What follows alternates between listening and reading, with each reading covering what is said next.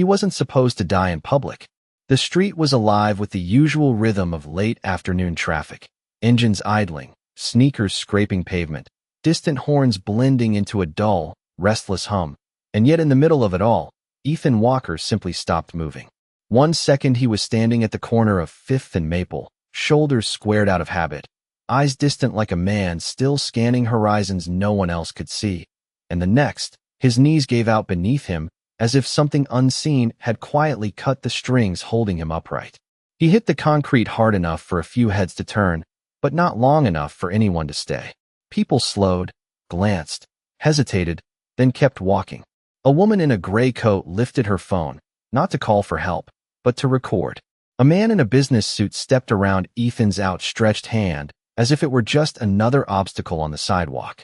The air carried the faint scent of exhaust and roasted coffee drifting from a nearby cafe, warm and ordinary, completely indifferent to the way Ethan's chest rose shallowly, uneven, like each breath had to fight its way back into him.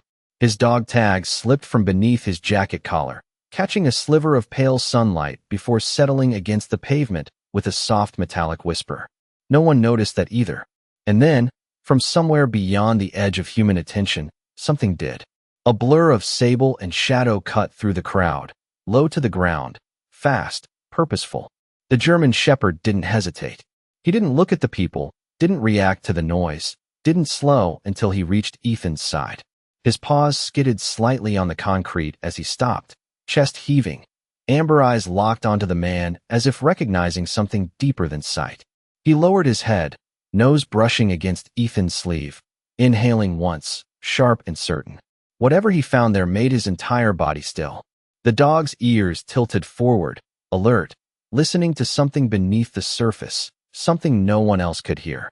Around them, the city continued its quiet refusal to care. A bus roared past, wind rattling loose papers along the curb. Someone laughed too loudly at something trivial. The world did not pause, but the dog did. He circled once, tight and anxious, then pressed himself against Ethan's side, as if anchoring him to something stronger than gravity. A low sound built in his chest, not quite a bark, not quite a whine, something deeper, something older. He nudged Ethan again, firmer this time, then pawed at his jacket, urgent but careful, as though he understood exactly how fragile the moment had become. Ethan didn't respond. His hand lay open, palm up, fingers barely twitching, like a signal trying to break through static. The dog froze at that movement, eyes widening, hope flickering in a way only creatures without doubt can hold. Then he looked up, scanning the crowd, searching, not for attention, but for the one person who might understand what he already knew. And when no one came, he made a choice. The dog moved before doubt could take root. He stepped away from Ethan's side, just 2 paces, then turned back immediately, as if an invisible thread refused to let him go too far. His breathing was fast now, shallow, controlled, like something inside him was calculating time in a way no human on that street could understand. He lowered his head again, pressing his nose against Ethan's chest, feeling for something deeper than movement, listening past the noise of the city, past the passing footsteps and idle conversations, searching for a rhythm that was fading but not gone. His ears flicked at the faintest rise, the slightest tremor beneath fabric and bone, and for a moment, his entire body stilled in absolute focus. Then he lifted his head sharply, decision made. He stepped into the flow of people, not aggressive, not frantic, but deliberate. He approached a man standing nearby, a tall figure with headphones draped around his neck, and nudged his hand firmly with his nose. The man flinched, startled, pulling his arm back. The dog did not bark. He simply looked at him, eyes steady, unblinking, then turned his head toward Ethan and back again. A silent request. The man hesitated, uncomfortable, then shook his head and stepped away, muttering something under his breath as he rejoined the current of strangers moving forward. The dog watched him go for half a second, then pivoted again, searching. He moved faster now, weaving between legs, brushing against coats, repeating the same gesture, the same insistence. A young woman paused longer than the others, her eyes softening as the dog nudged her knee, but uncertainty held her in place. She looked toward Ethan, then back at the dog, then down at her phone as if waiting for someone else to act first. No one did. The dog returned to Ethan again, urgency growing, and this time he let out a low sound, deeper than before, a quiet call that carried weight without volume. He pawed gently at Ethan's shoulder, then pressed his body closer, as if trying to share warmth, to hold something together that was slipping. Ethan's fingers twitched again, barely, a fragile signal like a flicker of light through thick fog. The dog caught it instantly. His ears snapped forward, and for a brief second, hope flared so bright in his eyes it almost looked human. He nudged Ethan's hand, slower this time, careful, deliberate, as if reminding him of something, of presence, of connection. The city moved around them, unchanged, but the dog refused to accept that this moment could end here. He stood still once more, scanning the street with a different kind of focus now, not searching randomly, but selecting, sensing, as though he knew the right person had to be somewhere nearby. Then his gaze locked onto someone across the street, a man leaning against a parked pickup truck, posture relaxed but eyes observant in a way the others were not. The dog froze, studying him, and something in that stillness felt like recognition, not of a face, but of purpose. Without hesitation, the dog turned and ran. The dog crossed the street without hesitation, slipping between moving cars with a precision that did not belong to chance, but to instinct sharpened by something deeper than training. Tires rolled past inches from his flank, horns flared in protest, but he did not break stride. His focus stayed locked on the man by the pickup truck, the one presence that felt different from the rest, steady where others were scattered, aware where others were distracted. The man straightened as the dog approached, his brow tightening slightly, not in fear, but in recognition that something was not right. He had the look of someone who had spent years reading situations before they unfolded, shoulders squared, stance balanced, attention quiet but ready. The dog reached him and stopped just long enough to meet his eyes, holding that gaze with an intensity that bypassed confusion entirely. Then he turned and ran back toward Ethan, stopping halfway to look. Over his shoulder, waiting. The man did not hesitate long. He pushed off the truck and followed, steps quick, purposeful, cutting through the sidewalk traffic with the same kind of efficiency the dog had shown moments earlier. As he neared, the noise of the street seemed to dull around him, his focus narrowing to the figure on the ground and the animal guarding him like a living boundary. He dropped to one knee beside Ethan, his hand already moving toward the man's wrist, fingers searching for a pulse with practiced calm. The dog stepped back just enough to allow it, but not farther, staying close, watching every movement, every breath, every shift in expression. The man's face tightened slightly, not with panic, but with urgency contained under discipline. He glanced up briefly, scanning the crowd, and his voice cut through the air, firm and clear, calling for someone to dial emergency services, to bring help now, not later. This time, people responded. A phone came out, then another, the ripple of awareness finally breaking through the wall of indifference that had held the moment frozen. The man leaned closer, speaking low, steady, not expecting an answer, but offering something to hold onto anyway. Ethan's chest moved faintly, uneven, fragile, like a signal trying to stay alive against the odds. The dog lowered himself beside them, pressing against Ethan again, grounding him, anchoring him to the present with quiet insistence. The man glanced at the dog once, really seeing him now, the posture, the focus, the unspoken communication that had led him here. There was something familiar in it, something that did not need explanation. He nodded once, almost imperceptibly, as if acknowledging a partner in a situation neither of them had chosen but both understood. Sirens began to rise in the distance, faint at first, then clearer, threading through the city noise like a promise approaching. The dog's ears lifted at the sound, but he did not move away. He stayed where he was, eyes fixed on Ethan, body still, breath steady, as if he had already decided that whatever came next, he would not leave. The sirens grew louder, no longer distant, but closing in with a steady urgency that cut through the late afternoon haze. And for the first time since Ethan hit the ground, the world began to shift around him in a way that felt intentional. The man beside him stayed calm, one hand steady at Ethan's wrist, the other hovering just above his shoulder as if ready to guide him back with nothing more than presence and patience. "Stay with me," he said quietly, voice low but anchored, not demanding, just refusing to let silence take over. The dog remained pressed against Ethan's side, his body forming a quiet barrier between the man and the rest of the world, eyes moving only when necessary, tracking every motion with a precision that felt almost disciplined. A police cruiser rolled to a stop first, lights washing the street in pulses of red and blue that reflected off windows and wet pavement, turning the ordinary into something suspended between moments. Two officers stepped out quickly, their posture shifting from routine to alert the second they saw the scene. One moved toward the crowd, clearing space, voice firm but controlled, while the other approached Ethan and dropped to a knee opposite the man, asking short, direct questions, assessing, listening.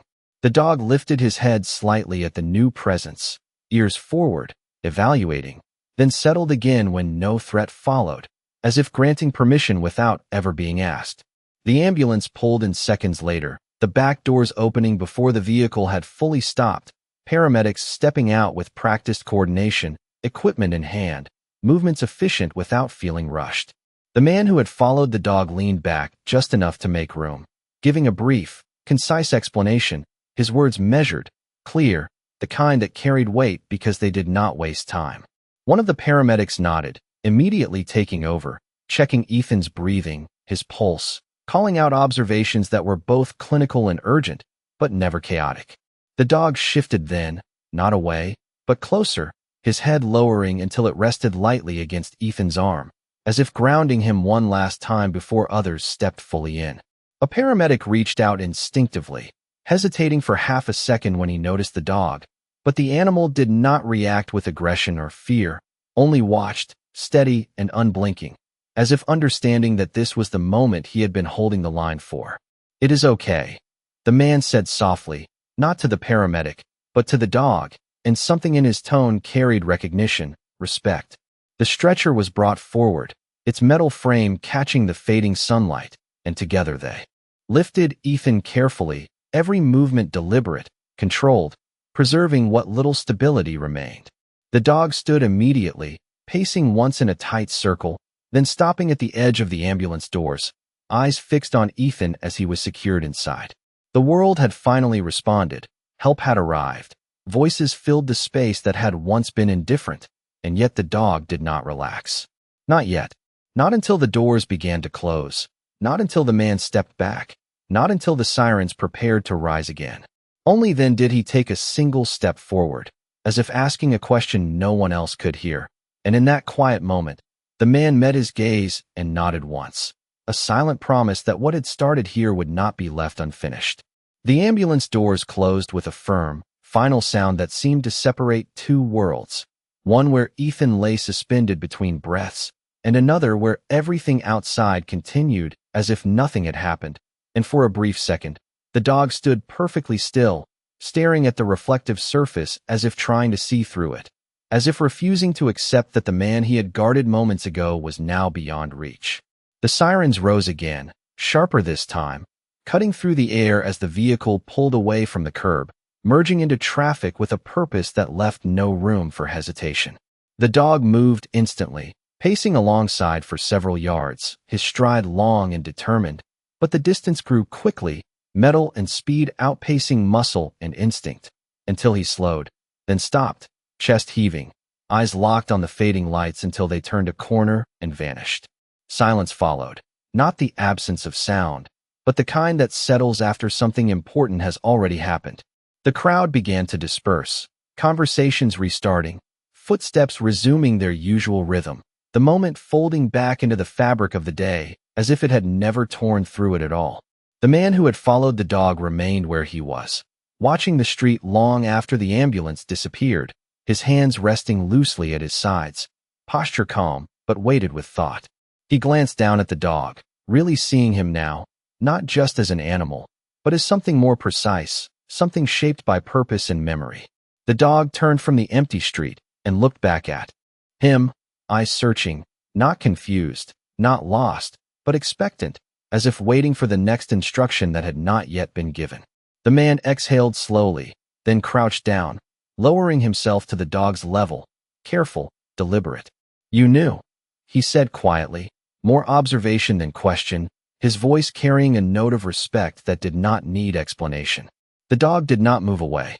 He stepped closer instead, just enough to close the space, his tail still, his body composed, watching the man's face as if reading something beyond words. For a moment, they stayed like that, two beings connected by a moment neither had planned, but both had answered. Then the man reached out, not to command, not to restrain, but to acknowledge, his hand resting lightly against the dog's neck, fingers brushing through thick fur that carried the faint scent of dust and sun and something older, something that lingered beneath the surface. The dog accepted it without hesitation, standing steady, eyes never leaving the man's. A patrol officer approached from behind, asking a few routine questions, but his tone softened when he took in the scene, the posture of the dog, the quiet understanding that seemed to pass between them. The man responded briefly, providing what was needed, his attention never fully leaving the animal beside him.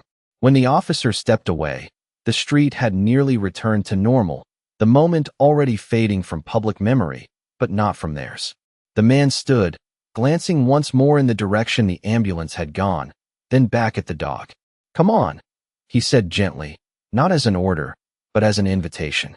The dog hesitated for the first time, looking back at the empty street, then forward again, weighing something unseen, before finally stepping closer to the man's side, aligning himself without being asked, as if the choice had already been made long before this moment.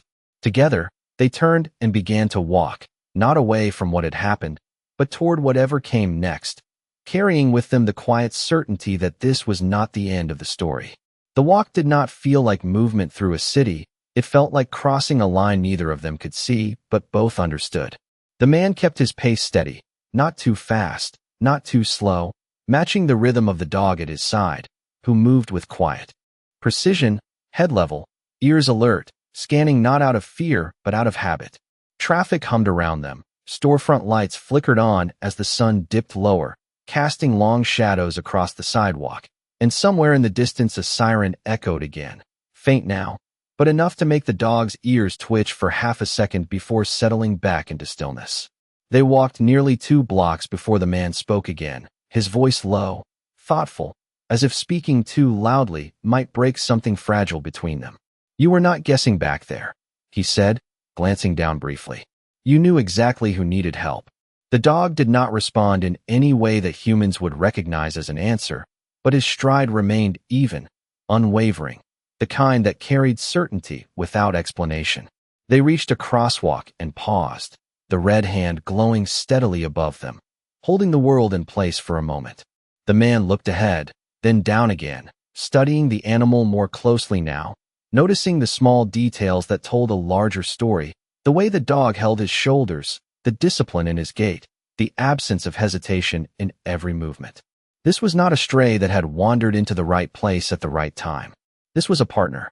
The light changed, and they stepped forward together, the dog moving half a step ahead, then adjusting back, aligning himself instinctively at the man's side, as if he had done it 1,000 times before.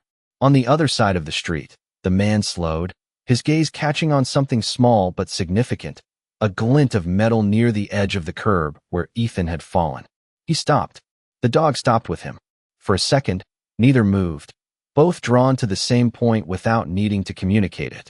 The man bent down, reaching toward the ground, and his fingers closed around a thin chain, cool and slightly worn, lifting it carefully into the fading light. 2 metal tags hung from it, scuffed but intact, their edges catching the last traces of daylight as they swayed gently. The man's expression shifted, not dramatically, but enough to reveal recognition, respect, and something heavier beneath it. He turned the tags over in his hand, reading silently, absorbing the weight of the names stamped into the metal, the numbers that followed, the quiet identity carried in something so small. The dog stepped closer, his nose brushing lightly against the tags, and in that brief contact, his entire posture changed, not tense, not anxious, but anchored, as if something lost had just been found again. The man looked at him then, really looked, the pieces beginning to settle into place in a way that felt less like discovery and more like confirmation. "Ethan Walker," he said softly, the name leaving his mouth with the weight it deserved. The dog's ears lifted at the sound, not in surprise, but in recognition, a subtle shift that spoke louder than any reaction. The man closed his fingers gently around the tags, then slipped them into his jacket pocket with care, not as an object, but as something entrusted to him now. He straightened slowly, exhaling once, the decision already forming before he spoke it aloud. "We are not done yet," he murmured, more to himself than to the dog, but the dog heard it anyway. And when the man took a step forward, the dog moved with him instantly, not following, not leading, but staying exactly where he belonged, at his side, as if this path had always been waiting for both of them to find it. The hospital came into view not as a destination, but as a place that held answers neither of them could yet see, its glass doors reflecting the fading light of evening while inside. Everything moved with a different kind of urgency, quieter, more contained, but no less real. The man slowed as they approached, his steps measured, his gaze shifting between the entrance and the dog beside him, who had already begun to change, his posture tightening, focus narrowing, as if he recognized this place not by sight, but by something deeper, something remembered. The automatic doors slid open with a soft mechanical breath, and the scent of antiseptic and clean air drifted outward, sharp and unmistakable. The dog paused for a fraction of a second, just long enough to take it in, then stepped forward without hesitation, crossing the threshold as if drawn by an invisible line he had followed before. Inside, the sounds were different, softer but constant, footsteps echoing against polished floors, distant voices layered with the rhythmic beeping of machines that marked time in a way the outside world never did. A nurse at the front desk looked up as they entered, her expression shifting from routine to curiosity as she took in the sight of a man and a German shepherd moving with shared intent. "Can I help you?" she asked, her tone professional but not unkind. The man stepped forward, reaching into his jacket and pulling out the chain he had found, letting the dog tags rest in his palm for a moment before placing them gently on the counter. "He was brought in a few minutes ago," he said, his voice steady. "Name is Ethan Walker." The nurse's eyes flicked to the tags, then to the dog, then back to the man, processing quickly. Her fingers moved across the keyboard, searching, confirming, and then her expression shifted again, subtle but clear. "Yes," she said quietly. "He is in emergency care." The dog moved closer to the counter, his nose lifting slightly, as if trying to catch a scent carried through walls and hallways, something familiar hidden beneath layers of sterile air. His body leaned forward, not pulling, not restless, but drawn, every part of him aligned toward a direction only he seemed to understand. The nurse noticed, her gaze softening just a fraction. "You cannot bring him back there," she added gently, not as a rule to enforce, but as a reality she knew might be difficult to accept. The man nodded once, understanding, but not stepping away. He glanced down at the dog, then back at the nurse. "He found him," he said simply. "On the street. No one else did." There was no insistence in his tone, only truth, and something in it lingered in the space between them. The nurse hesitated, then leaned slightly to the side, speaking quietly to someone behind her, her words low, measured, carrying a weight that did not need to be heard to be understood. Moments passed, stretching just enough to feel uncertain, before she straightened again, her expression different now, less procedural, more human. "You can wait here," she said, gesturing toward a row of chairs near the wall. "I will let the doctor know." The man inclined his head in thanks, then stepped aside, guiding the dog with him, though no guidance was truly needed. The dog followed, but his attention never left the hallway beyond the closed doors, his ears tuned to something distant, his body still, poised, as if he could feel the thin thread that still connected him to the man lying somewhere beyond that threshold. He lowered himself slowly onto the floor beside the chair, but did not rest, not fully, his head remaining lifted, eyes fixed forward, waiting in a way that held both patience and certainty. And as the seconds turned into minutes, and the quiet rhythm of the hospital settled around them, it became clear that whatever had begun out on that street had not ended with the closing of ambulance doors. It had only moved here, into a place where time slowed, and where some stories chose whether they would continue or fade. Time in the waiting area did not move the way it did outside. It stretched, thinned, folded in on itself until every second felt deliberate, measured not by clocks but by the quiet tension that filled the air. The man sat with his hands loosely clasped, elbows resting on his knees, his gaze drifting occasionally toward the closed doors that separated them from answers, but always returning to the dog. The German Shepherd had not shifted from his place on the floor, but something in him had deepened, his stillness no longer just focus, but vigilance, as if he were holding a line no one else could see. His ears flicked at distant sounds, footsteps echoing down the corridor, the soft roll of carts, the murmur of voices behind walls, but none of it distracted him from the one thing that mattered. Somewhere beyond those doors, Ethan existed in a space the dog could not reach, and yet he waited as if presence alone could bridge that distance. A nurse passed by, then another, each one glancing briefly at the pair, curiosity softened by something quieter, something like recognition, though they could not have explained why. The man leaned back slightly, exhaling, his voice low when he finally spoke again. "You have done this before, have you not?" It was not a question that required an answer, and none came, but the dog's head tilted just enough to acknowledge the sound, then returned forward, attention unbroken. Minutes turned into something heavier, and then, without warning, the dog stood. Not abruptly, not startled, but with purpose. His body aligned toward the hallway, ears forward, posture tightening in a way that shifted the air around him. The man noticed immediately, straightening, eyes narrowing slightly as he followed the dog's line. A focus. "What is it?" he murmured, more to the moment than to the animal. The dog took one step forward, then another, slow, controlled, as if testing something unseen. His nose lifted, drawing in the sterile air, searching beneath it for something familiar, something that should not have been there and yet was. The man rose quietly, moving with him, not stopping him, not questioning, simply trusting the shift he could not explain. They reached the edge of the hallway, just short of the restricted doors, and there the dog stopped again, head angled slightly, eyes fixed on the narrow gap, where light spilled through each time the doors opened and closed. For a long second, nothing happened. Then the doors parted briefly as a staff member passed through, and in that instant, the dog reacted. Not with noise, not with movement, but with recognition so clear it felt like a presence in the room. His entire body leaned forward, not crossing the threshold, but pressing against the boundary as if something on the other side had reached back.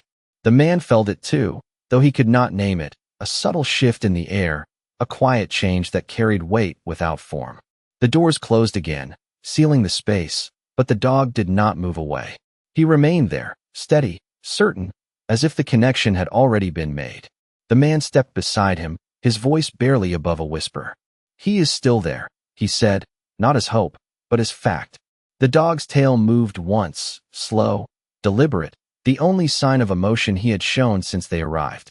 And in that small movement, something settled, not fully, not yet, but enough to suggest that whatever thread had held Ethan to this world had not been broken, only stretched, waiting for the right moment to pull him back. The hallway doors remained closed, but something had already passed through them, something that did not need permission or clearance or sterile gloves to exist. The dog stood there, unmoving, as if anchored to a point only he could feel, his breathing steady, his gaze unwavering, and in that stillness there was no doubt, no hesitation, only knowing. The man beside him did not try to pull him back this time. He had learned enough already to understand that whatever guided this animal was not random, not instinct. Alone, but something shaped over time, forged in moments that left marks deeper than memory. Footsteps approached from behind, soft but purposeful, and a voice followed, calm, measured. "Are you here for Ethan Walker?" The man turned slightly, meeting the eyes of a doctor who had stepped quietly into the space, her expression composed but not distant, the kind that carried both professionalism and a weight she did not need to explain. The man nodded once. "Yes," he said, then glanced down briefly at the dog before adding, "We both are." The doctor's gaze shifted to the German Shepherd, taking in the posture, the stillness, the way he stood not as a pet waiting, but as something closer to a guardian holding position. For a moment, she said nothing, as if adjusting her understanding of the scene before speaking again. "He is stable," she said finally, her voice softening just slightly on the last word, enough to let it land where it needed to. The man exhaled, slow, controlled, a breath he had not realized he was holding. The dog did not react the way a human might. No visible relief, no movement away from the doors, but something in his stance eased, just enough to shift the air around him. The doctor continued, her tone steady. We were able to bring him back from a critical state. His body responded well, but he is not awake yet. She paused then, her eyes flicking once more to the dog, as if something unspoken was forming behind her words. There was a moment, she added carefully, when his vitals changed suddenly, without intervention. It was brief, but clear, like something reached him. The man's gaze moved to the dog again, not questioning, not surprised, simply acknowledging what he had already begun to believe. The dog's ears lifted slightly at the sound of the doctor's voice, but his focus remained fixed forward, as if the confirmation did not change anything, only validated what he already knew. The doctor studied them both for a second longer, then stepped closer to the doors, her hand resting lightly on the handle. He cannot have visitors yet, she said, but her sentence trailed off, unfinished, as she looked down at the dog again, weighing something beyond protocol. The hallway felt quieter in that moment, as if even the distant sounds had softened to listen. The man did not speak. He did not need to. The dog shifted forward by a single step, not crossing the boundary, but closing the distance, his presence steady, patient, unyielding in the quietest way. The doctor made her decision without announcing it. She opened the door just enough to create a narrow space, not an invitation, not permission in the usual sense, but something else, something human. The dog did not rush. He stepped forward slowly, deliberately, crossing the threshold with the same certainty he had carried since the street, as if he had been walking toward this moment from the very beginning. And as he entered, the man remained just outside, watching, understanding that whatever needed to happen next did not belong to him, but to the bond that had never truly been broken, only waiting to be found again. The room beyond the doors was quieter than the hallway, the kind of quiet that carried weight instead of comfort, filled with the soft rhythm of machines and the steady pulse of something holding on. The lights were dimmed just enough to soften the edges of everything, casting a pale glow over the bed where Ethan lay, still, but no longer slipping away. Tubes and wires traced careful lines across his body, not invasive, but necessary, each one marking a point where science held the line that life had nearly crossed. The dog stepped inside without hesitation, his paws silent against the polished floor, his movements slow, deliberate, as if every step was guided by something deeper than sight. He did not look around. He did not react to the machines, the unfamiliar scents, or the presence of the nurse standing quietly near the wall. His focus locked onto the figure in the bed, and in that instant, the distance between them seemed to collapse. He approached steadily, closing the space until he stood beside Ethan, close enough to feel the faint rise and fall of his chest, close enough to hear the quiet rhythm that machines translated into sound. For a moment, he simply stood there, still as stone, eyes fixed on Ethan's face, as if confirming something that did not need confirmation. Then, slowly, he lowered his head. His nose brushed lightly against Ethan's hand, the contact gentle, deliberate, the kind that carried memory in it. His body eased as he settled beside the bed, not climbing, not intruding, but positioning himself exactly where he needed to be, his shoulder resting just close enough to Ethan's arm to share warmth, to share presence. The nurse watched in silence, her hands still, her breath unconsciously slowed, as if she understood that whatever was happening did not belong to her to interrupt. The machines continued their steady rhythm, but something in the room shifted, subtle, almost imperceptible, like a current changing direction beneath still water. The dog exhaled softly, a low, quiet sound that barely broke the silence, and then he stayed there, unmoving, patient in a way that did not measure time. Seconds passed, then minutes. The world narrowed to that single point of contact, that shared space where something unseen seemed to settle. And then it happened. Not dramatic, not loud, just a small change, almost easy to miss if you were not watching closely. Ethan's fingers moved. Barely. A slight curl, a faint response, like a signal returning from a long distance. The dog reacted instantly, not with sound, but with presence, lifting his head just enough to watch, to witness, his eyes steady, certain. The nurse stepped forward, her attention sharpening, her voice quiet but urgent as she called for the doctor. But even as footsteps approached and the room began to fill with motion again, the dog did not move away. He stayed exactly where he was, as if he had been holding that moment in place until it could return on its own. And when Ethan's fingers moved again, stronger this time, not by much, but enough to be real, enough to be undeniable, the dog lowered his head once more, resting it gently beside Ethan's hand, as if to say without words that he was still here, that he had never left, and that whatever distance had come between them, it was already closing. The room did not return to normal after that small movement. It deepened, as if every sound, every breath, every flicker of light carried more meaning than before.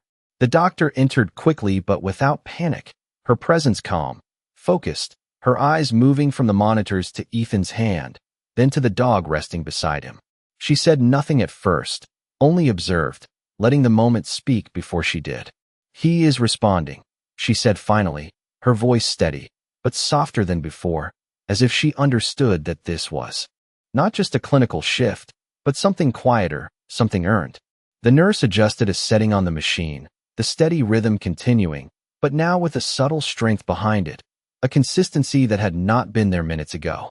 Ethan's fingers moved again, this time with a faint intention, not just a reflex, but a reach, slow and uncertain, as if he were finding his way back through something thick and distant. The dog did not pull away. He remained still, allowing the contact to happen, his head resting just beside Ethan's hand, his presence unwavering, patient, certain. Outside the room, the man stood just beyond the doorway, watching through the narrow opening, his posture quiet, respectful, understanding that this moment did not belong to him, but still unable to look away. He saw the movement. He saw the shift. And he understood, without needing words, that something had changed in a way that could not be undone. Inside, the doctor stepped closer to Ethan's side, her voice low as she spoke, not expecting a full response, but offering a path back. "Ethan, if you can hear me, you are safe," she said, each word measured, grounded, a guide through the fog. The dog's ears flicked at the sound of the name, and for the first time since entering the room, his tail moved again, slow, controlled, a quiet confirmation that the connection held. Ethan's breathing deepened slightly, still fragile, still uneven, but present, unmistakably present. The machines reflected it, their steady tones aligning with the subtle return of something that had nearly slipped beyond reach. The doctor glanced once more at the dog, her expression shifting in a way that suggested she no longer questioned his place in the room. "Keep doing what you are doing," she said softly, not as a command, but as recognition. The dog did not respond, not in a way that humans would see, but he did not need to. He had already chosen his role, already taken his position, and nothing in the room would move him from it. Minutes passed again, but they felt different now, not stretched thin with uncertainty, but grounded, anchored by the quiet return of life. Ethan's fingers curled once more, this time closing just enough to brush against the fur beneath them, a contact so slight it could have been missed, but it was not. The dog felt it immediately. He lifted his head just enough to look at Ethan's face, his eyes steady, unwavering, as if waiting for something more, but not demanding it. Just being there. And in that stillness, in that shared silence, something settled between them, something that did not need explanation, something that had been built long before this room, long before the street, long before the moment when everything nearly ended. It was not a miracle that arrived loudly. It was something quieter, something that stayed. The room did not rush forward after that moment. It settled into something slower, something steadier, like a tide that had turned without anyone needing to announce it. Ethan's breathing found a rhythm that no longer felt borrowed, no longer fragile in the same way. And though his eyes remained closed, there was a presence in him now that filled the space differently, as if he had crossed back over a line no one else could see. The dog remained where he was, unmoving except for the quiet rise and fall of his chest, his head still resting close to Ethan's hand, not claiming the moment, not demanding anything from it, only holding it in place with a kind of patience that did not measure time. The doctor stepped back slightly, giving the space room to breathe, her eyes moving once more between the monitors and the man in the bed, then returning to the dog with a look that had shifted from curiosity to something closer to respect. "He is stabilizing," she said quietly, more to the nurse than anyone else. But her voice carried through the room like a gentle confirmation of what was already felt. The nurse nodded, making small adjustments, her movements careful, almost reverent, as if she understood that this was not a moment to interrupt with anything unnecessary. Outside the doorway, the man still stood, his hand resting lightly against the frame, watching without stepping in, his posture unchanged, but his eyes softer now, the tension that had once held him easing into something quieter, something resolved. Inside, Ethan's fingers moved again, this time not searching, not uncertain, but settling, resting against the warmth they had found, as if recognizing something familiar without needing to see it. The dog felt it immediately, his ears shifting slightly, his eyes lifting just enough to watch Ethan's face, not expecting anything more, only present for whatever came next. And then, slowly, almost imperceptibly, Ethan's breathing deepened once more, his chest rising fuller, steadier, the kind of breath that belongs to someone who is no longer slipping away, but returning. The machines reflected it, their steady tones unchanged in sound, but different in meaning now, no longer marking a fight, but a continuation. The doctor exhaled softly, a breath she had been holding without realizing it, and for a moment, no one spoke. There was no need. The silence held everything it needed to say. The dog shifted then, not away, but closer, pressing just slightly into Ethan's side, a grounding presence that asked for nothing and gave everything. His tail moved once, slow and certain, then stilled again, his posture returning to that quiet watchfulness that had carried him from the street to this room without hesitation. Outside, the hallway continued its distant rhythm, footsteps passing, voices murmuring, life moving forward in its usual way, but inside, time held still just long enough to let the moment settle completely. And in that stillness, in that quiet space where nothing needed to be proven or explained, it became clear that what had brought them here was not chance, not coincidence, but something far simpler and far stronger. Something that had never left, even when everything else nearly did. Something that stayed. Morning arrived quietly, not with urgency, but with a soft light that filtered through the hospital window, casting pale gold across the room where everything had once felt uncertain. The machines continued their steady rhythm, but now they blended into the background, no longer the center of attention, no longer the line between holding on and letting go. Ethan lay still, but not the same kind of stillness as before. There was weight in his presence now, something grounded, something returned. The dog had not moved far from his place through the night, his body resting but never fully relaxed, as if even sleep for him was a form of watchfulness. His head remained near Ethan's arm, close enough to feel every shift, every breath, every subtle change that signaled life was no longer slipping, but staying. The door opened quietly, and the man stepped inside for the first time, his movements slow, respectful, as if entering a space that had already decided its own outcome. He paused just inside, taking in the scene, the light, the quiet, the dog, and the man in the bed. His eyes lingered on Ethan for a long moment before shifting to the German shepherd, who lifted his head slightly, acknowledging his presence without alarm, without hesitation. The man gave a small nod, not a greeting, not an introduction, but an understanding that needed no words. He stepped closer, stopping at the foot of the bed, hands resting loosely at his sides, his gaze steady, calm. "You made it," he said softly, the words carrying no surprise, only confirmation. The dog's ears flicked at the sound, and his tail moved once, slow and certain, before settling again. And then, almost as if the moment had been waiting for that exact stillness, Ethan stirred. It was subtle at first, a deeper breath, a slight shift beneath the blankets, and then his fingers moved again, not searching this time, but responding. His hand brushed against the fur beside him, and this time, he did not pull away. His eyes opened slowly, not fully, not sharply, but enough to let light in, enough to see something beyond the ceiling above him. The room held its breath. The dog lifted his head immediately, eyes locked onto Ethan's face, his entire body still, focused, present in a way that felt absolute.